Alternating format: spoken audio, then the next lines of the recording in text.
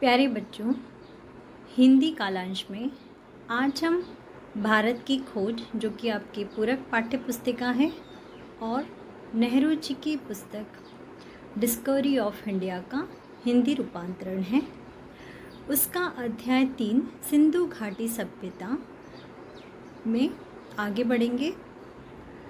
कुछ भाग हम पहले देख चुके हैं, शेष भाग हम आज देखेंगे।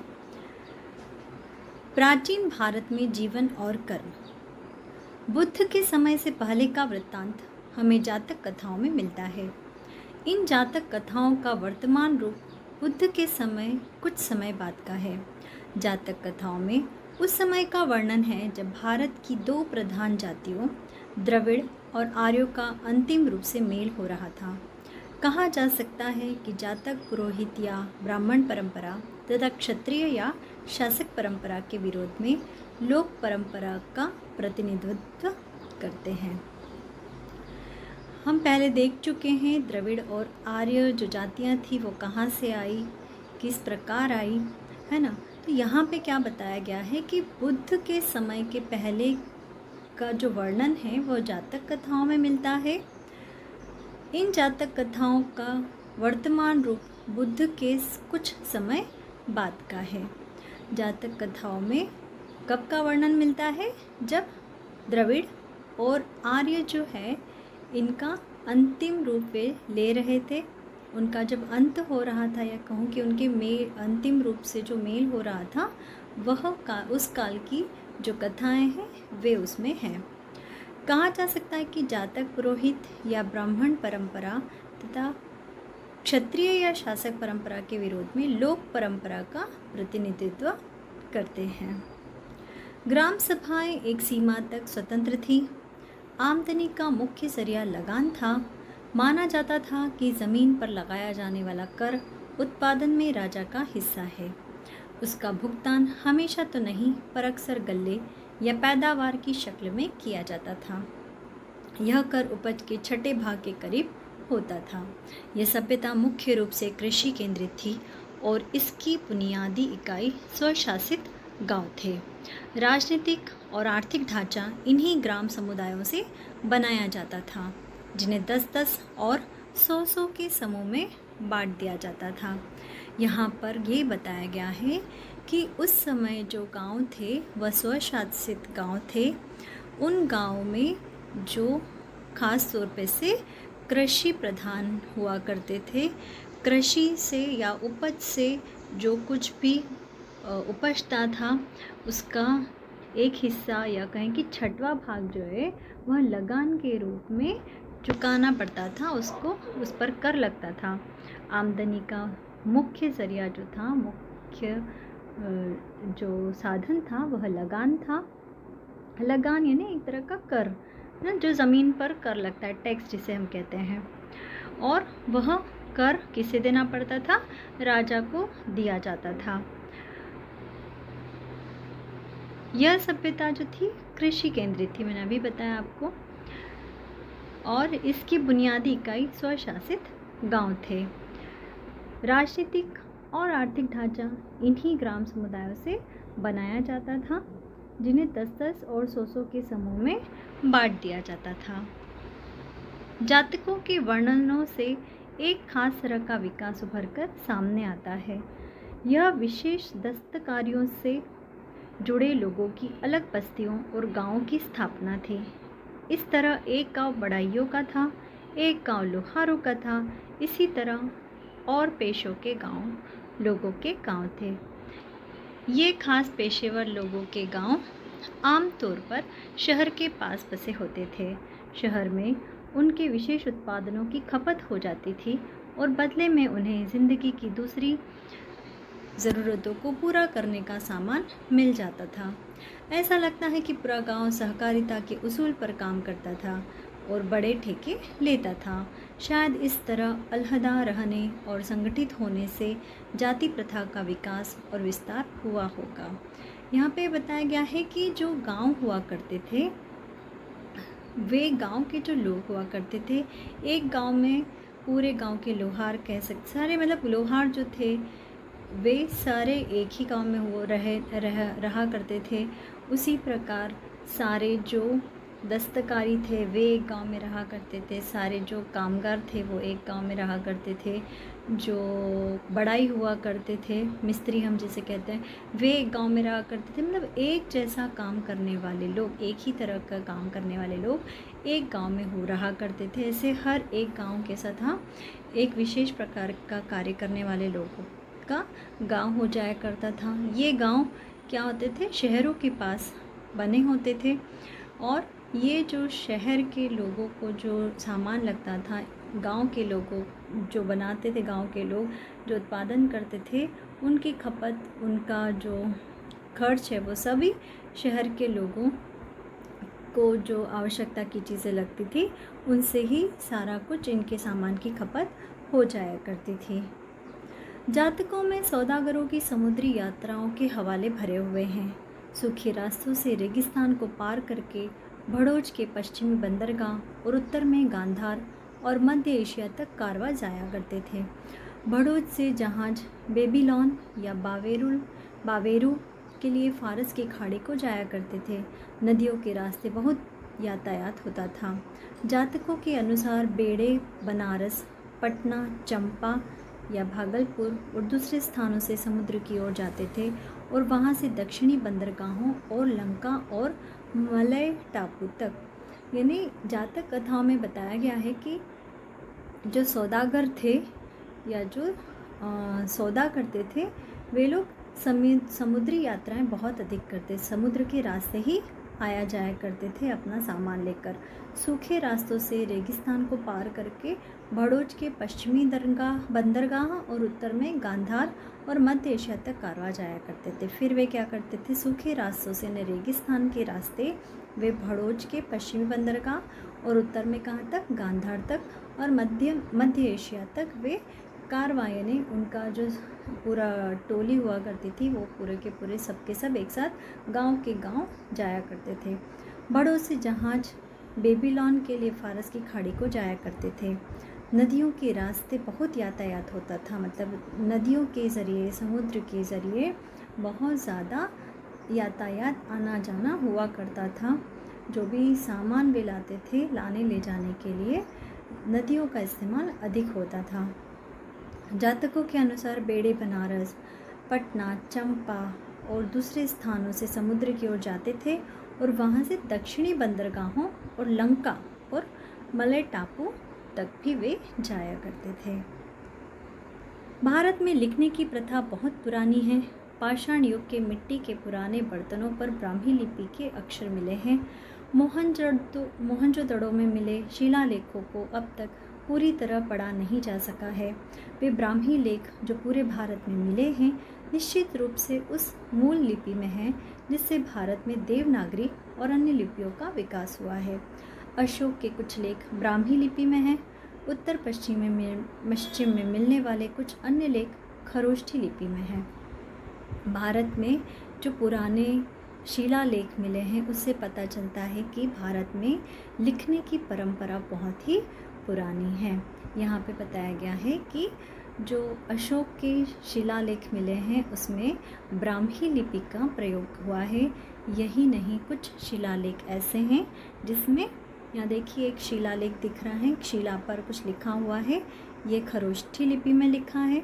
यहाँ पर एक मुद्रा दिखाई हुई है सबसे ऊपर जिस पे कोई जानवर सा बना हुआ दिख रहा है। यह कौन सी लिपि है? खरोष्ठी लिपि है। ये तीनों चित्र जो छोटे छोटे मैंने लगाए हैं ये खरोष्ठी लिपि में हैं जो कि अशोक के समय के हैं। वहीं ये जो चित्र है इसमें ब्राह्मी लिपि का प्रयोग किया गया है। ईसा पूर्व 6वीं या 7वीं शताब्दी में पाणिनि ने संस्कृत भाषा में अपने प्रसिद्ध व्याकरण की रचना की। उन्होंने अपने से पहले के व्याकरणों का उल्लेख किया है।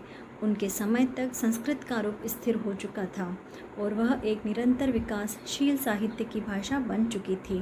पाणिनि आज भी संस्कृत व्याकरण पर आधिकारिक प्रमाण माना जाता है। हालांकि बाद के व्याकरणों ने उसमें कुछ जोड़ा भी है और उसकी व्याख्या भी की है। यह दिलचस्प है कि पाणिनि ने यूनानी लिपि का उल्लेख किया है। इससे संकेत मिलता है कि पूर्व दिशा में सिकंदर के आने से बहुत पहले भारत और यूनान के बीच किसी न किसी तरह का संपर्क हो चुका था। यहाँ पे बताया गया कि जो पाणिनि थे उन्होंने संस्कृत भाषा में अपना संस्कृत भाषा का व्याकरण लिखा, जो कि बहुत ही प्रसिद्ध था। उन्होंने अपने से पहले के व्याकरणों का उल्लेख किया है। उनके समय तक संस्कृत का रूप स्थिर हो चुका था, उसके बाद उन्होंने संस्कृत का व्याकरण लिखा और वह एक निरंतर विकासशील साहित्य की भाषा बन चुकी थी, है ना। हम देखते हैं कि कई भाषाओं की जननी क्या है, संस्कृत भाषा है। पाणिनि आज भी संस्कृत व्याकरण पर आधिकारिक प्रमाण माना जाता है। हालांकि बाद के व्याकरणों यानी व्याकरण बनाने वाले व्याकरण के ज्ञाता या व्याकरण के रचयिता, उन्होंने उसमें कुछ न कुछ जोड़ा है, मतलब कुछ न कुछ जो सुधार है वो भाषा में चलते रहते हैं, निरंतर परिवर्तन तो होता रहता है। तो जो आधुनिक व्याकरण हैं उन्होंने कुछ ना कुछ उसमें जोड़ा ज़रूर है और उसकी व्याख्या भी की है।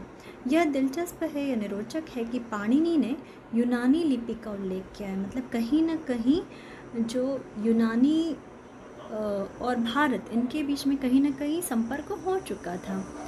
औषध विज्ञान की पुस्तकें भी थी और अस्पताल भी। अनुश्रुति है कि भारत में औषध विज्ञान के जनक धन्वंतरि थे, किंतु सबसे प्रसिद्ध पुरानी पाठ्य पुस्तकें ईसवी सन की शुरू की सदियों में लिखी गई। इनमें औषधि पर चरक की पुस्तकें हैं और शल्य चिकित्सा पर किसकी पुस्तकें, सुश्रुत की। तो यहाँ पे देखिए ये कौन है, पाणिनि है, और पाणिनि के साथ ही किसकी तस्वीर लगाई है मैंने, धन्वंतरि की। पाणिनि जिन्होंने क्या किया था, संस्कृत का व्याकरण, उनका जो सबसे प्रसिद्ध व्याकरण उन्होंने लिखा था। कहा जाता है कि चरक उन राजा कनिष्क के दरबार में राजवैद्य थे जिनकी राजधानी पश्चिमोत्तर दिशा में थी। इन पाठ्य पुस्तकों में बहुत सी बीमारियों का जिक्र है और उनकी पहचान और इलाज के तरीके बताए गए हैं। इनमें शल्य चिकित्सा, प्रसूति विज्ञान, स्नान, पथ्य, सफाई, बच्चों को खिलाने और चिकित्सा के बारे में शिक्षा को विषय बनाया गया है। लेखक का रुझान प्रयोगात्मक है और शल्य प्रशिक्षण के दौरान मुर्दों की चीर फाड़ कराई जाती थी। सुश्रुत ने शल्य क्रिया के औजारों का जिक्र किया है, साथ ही ऑपरेशन का भी, जिसमें अंगों को काटना, पेट काटना, ऑपरेशन से बच्चे को जन्म दिलाना, मोतियाबिंद का ऑपरेशन आदि सब शामिल है। घावों के जीवाणुओं को धुआं देकर मारा जाता था। ईसा पूर्व 3री-4थी सदी में जानवरों के अस्पताल भी थे। यह जैन और बौद्ध धर्म का प्रभाव था, जिसमें अहिंसा पर बल दिया जाता था। यहाँ पे देखिए सुश्रुत और चरक संहिता। तो सुश्रुत कौन थे? सुश्रुत ने शल्य चिकित्सा पर बहुत सारी पुस्तकें लिखी थी और जो चरक थे वे राजा कनिष्क के दरबार में राजवैद्य थे।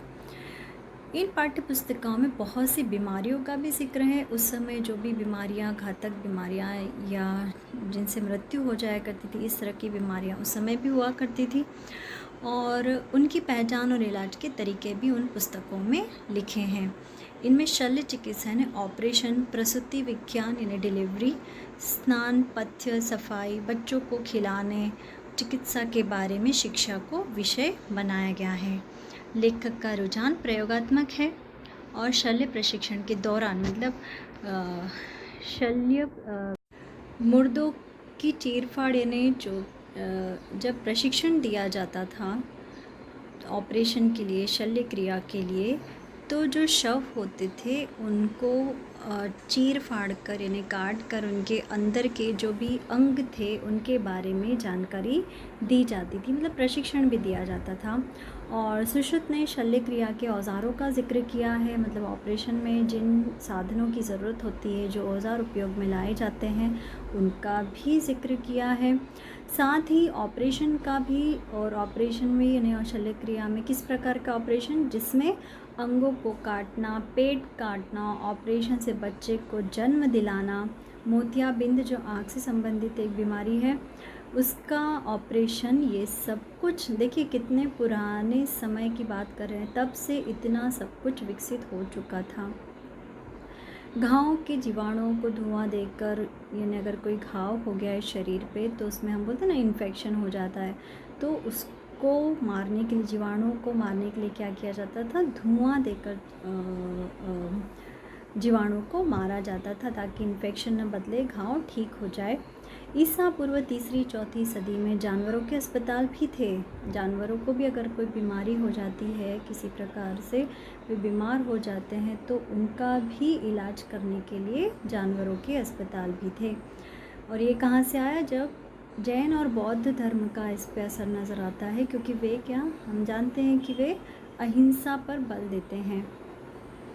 तो ये देखा आपने सुश्रुत और चरक। महाकाव्यों के युग में अक्सर वनों में एक तरह के विश्वविद्यालयों का जिक्र किया गया है। ये कस्बे या शहर से बहुत दूर नहीं होते थे। इनमें प्रसिद्ध विद्वानों के आसपास शिक्षा प्रशिक्षण के उद्देश्य से लोग इकट्ठे होते थे। शिक्षा में तरह तरह के विषय शामिल थे, जिनमें सैनिक प्रशिक्षण भी होता था। तो महाकाव्यों का जो युग था, इसमें क्या था, वन में जाकर शिक्षा प्राप्त करते थे शिष्य, और विश्वविद्यालयों का जिक्र हमें सुनने को मिलता है। ये कस्बे या शहर से बहुत दूर नहीं होते थे, यानी महाकाव्य में हम देखते हैं वनों में जाके शिक्षा प्राप्त करते थे, और जो विश्वविद्यालय थे वे थोड़े से शहरों और कस्बों के पास ही हुआ करते थे। इनमें प्रसिद्ध विद्वानों के आसपास लोग विद्वानों के आसपास आकर इकट्ठे होते थे और प्रशिक्षण लेते थे। शिक्षा में कई तरह के विषय शामिल थे, साथ ही उसमें सैनिक प्रशिक्षण भी दिया जाता था। प्रशिक्षण यानी ट्रेनिंग, तो सैनिक प्रशिक्षण भी शामिल था। इन वनाश्रमों को इसलिए पसंद किया जाता था क्योंकि यहाँ शहरी जीवन के आकर्षणों से बचाकर विद्यार्थियों के लिए नियमित और ब्रह्मचर्य का जीवन बिताना संभव होता था, है ना। अगर हम शहरी जीवन के आकर्षण में रहेंगे, सुख सुविधाओं में रहेंगे, तो कभी भी आगे नहीं बढ़ सकेंगे। इस प्रकार की सोच उस समय हुआ करती थी। तो उन आकर्षणों से दूर रहकर ब्रह्मचर्य जीवन बिताकर जो थे विद्यार्थियों को अच्छा शिक्षण दिया जाता था। कुछ वर्ष तक यहाँ प्रशिक्षण के बाद उनसे अपेक्षा की जाती थी कि वे वापस लौटकर गृहस्थ और नागरिक जीवन बिताएं। तो जब प्रशिक्षण ले लेते थे छात्र, उसके बाद वे वापस अपने घर लौट आते थे और गृहस्थ जीवन बिताते थे, नागरिक जीवन बिताते थे, सामाजिक जीवन व्यतीत करते थे। इन वन शिक्षालयों में प्रायः छोटे छोटे गुट रहते थे। गुटों की इस बात के संकेत मिलते हैं कि लोकप्रिय अध्यापक बड़ी संख्या में विद्यार्थियों को आकर्षित करते थे। स्वाभाविक सी बात है कि जितना अच्छा अध्यापक होगा, ज़्यादा से ज़्यादा लोग उसके पास आएंगे। तो लोकप्रिय अध्यापक जो थे, उनके पास विद्यार्थियों की संख्या अधिक हुआ करती थी।